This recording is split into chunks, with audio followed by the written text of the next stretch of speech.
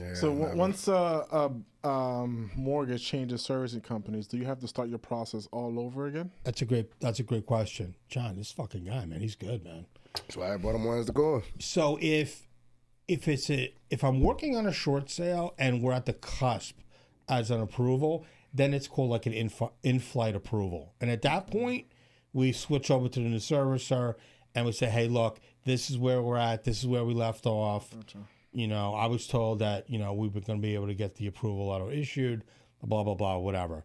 Does that always work? No. Sometimes it's a pain in the ass, and it could take an extra, 30 to 60 days to get to where we need to be. But primarily, if we're getting it on a recorded line, I'm huge with the recorded lines with the banks. Because they're always like, calls being recorded for training purposes and quality control.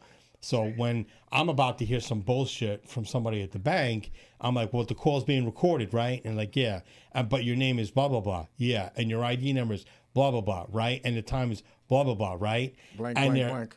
Blank, blank, blank. And they're kind of like, oh, fuck. Because at that point, they already know I'm going to hit them with the, okay, well, look, I was told by the other representative this is going to be in-flight approval, correct? That's right. All right, cool. And then I hit them with whatever I got to hit them with. And then I know that on that date, at that time, I spoke with so-and-so. So when the file gets switched over, I can go right up to the president's office at that bank, which there is such a thing, and say, look, this is supposed to be an in-flight approval. This is the person I spoke with. This is their ID. Go back and ask that servicer for a copy of the tape.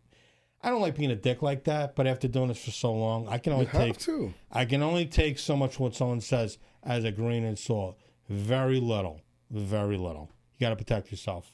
And I got to protect the homeowners. I don't want them to go to foreclosure. That's for sure. Especially in this market.